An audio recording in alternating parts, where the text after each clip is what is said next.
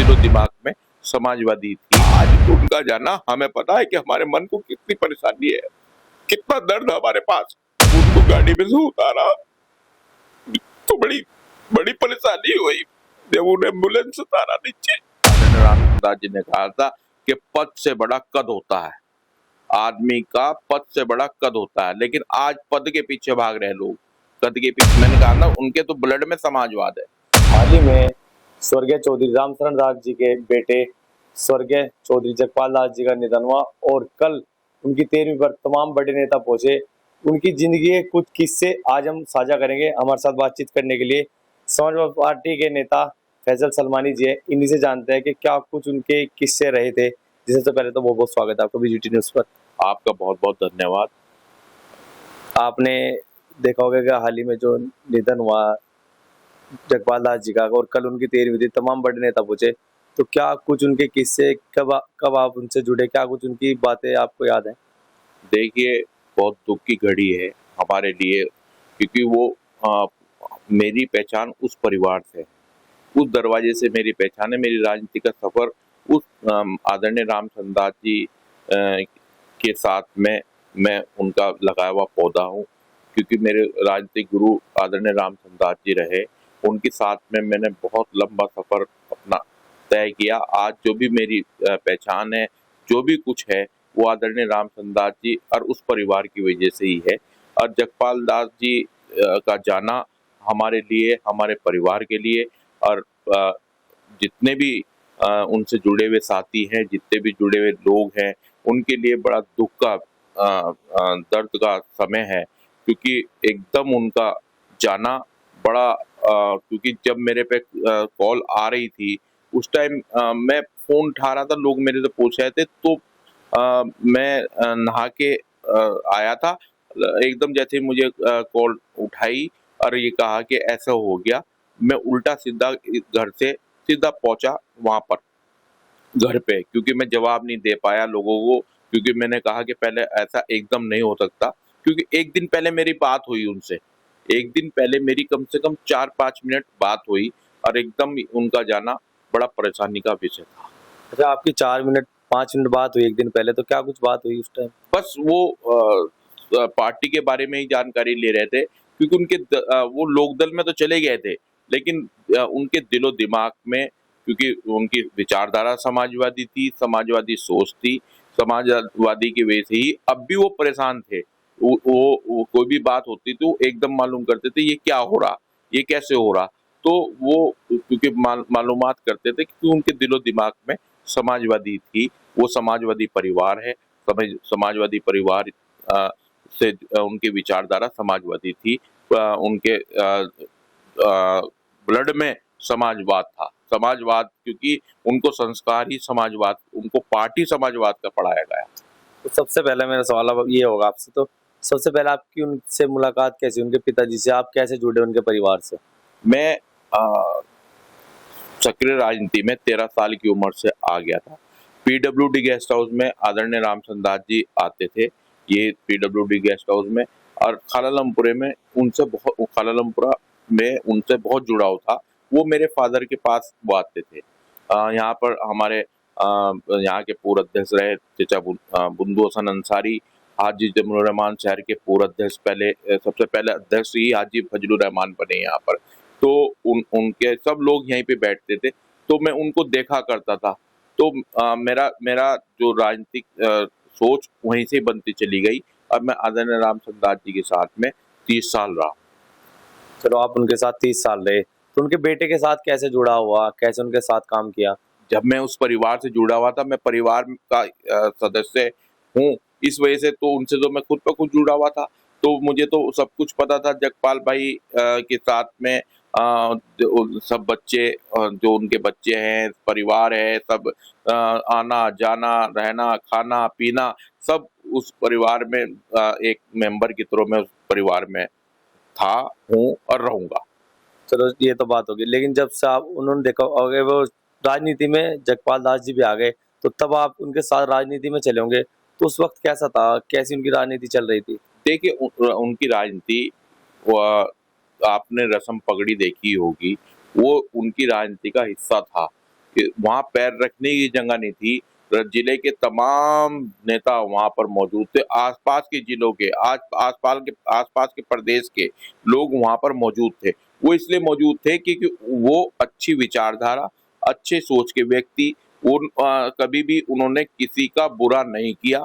कि जिसका भी करा भला किया, जिसको भी बताया अच्छी विचार दिए, अच्छी बात समझाई, उन्होंने कभी भी किसी का बुरा नहीं किया। इसीलिए वो व्यक्ति बहुत अच्छी सोच का, अच्छी बात का, सब अपने क्षेत्र में नकुड़ के अंदर मरने जीने में सबके जाना आना।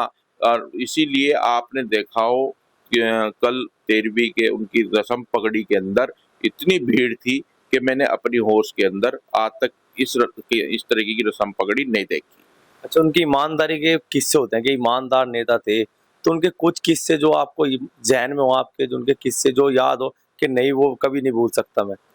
भाई, हमने उस घर के अंदर वो आलम देखा ईमानदार, क्योंकि आदरणीय रामचंद्र दास जी के संस्कार कूट-कूट के उनके अंदर भरे हुए थे।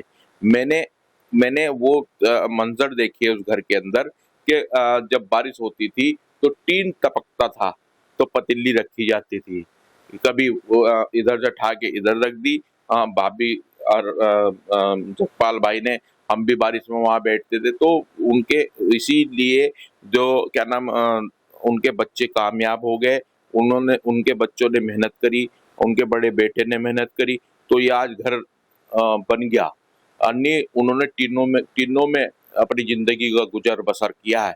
तो ईमानदारी की मूरत थी, क्योंकि वो ऐसे ऐसे नेता के बेटे थे।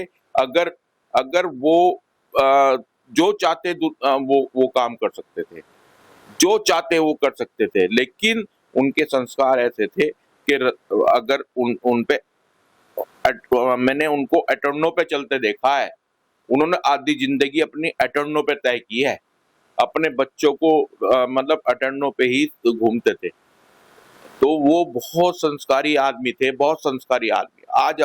आज उनका जाना हमें पता है कि हमारे मन को कितनी परेशानी है, कितना दर्द है हमारे पास।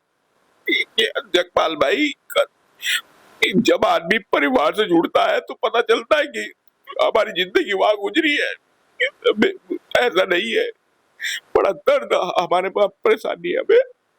सबसे पहले कैसे पता लगा आपको कि उनका निधन हो गया? किसका फ़ोन आया आपके पास?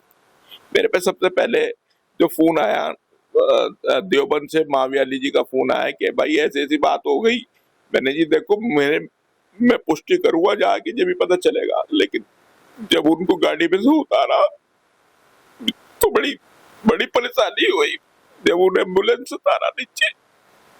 तो आप वहाँ थे उस वक़्त, वहाँ क्या मंज़र था जब आपने देखा अपनी आँखों से? मंदिर क्या, जब आदमी के साया उठ जाता है, जब परेशानी तो होती है भाई, औलाद के सिर पे साया उठ जाना। उन बच्चों के ऊपर से साया उठ गया, जिसका बाप चला गया, हमारा भाई चला गया, तो दिक्कत तो होती है। वो भले ही लोकदल में चले गए, लेकिन उनकी विचारधारा समाजवादी थी, समाजवादी सोच थी, और वो समाजवाद की बात करते थे। मैं उनकी राजनीति की बात करूँगा तो राजनीति में वो चुनाव भी लड़े, तो आपने भी चुनाव लड़ा होगा, तो उस वक़्त चुनाव किस तरीके से लड़े वो? थोड़ा-सा कुछ? तो चक्कर क्या है कि जब वो बड़ी सीधी सोच के आदमी थे, उनके अंदर छल कपट नहीं था। राजनीति के अंदर छल कपट चलता है, तो मुझे लगता है वो बेचारे सीधे लाइन के आदमी थे, इसीलिए वो सीधी विचारधारा की बात करते थे।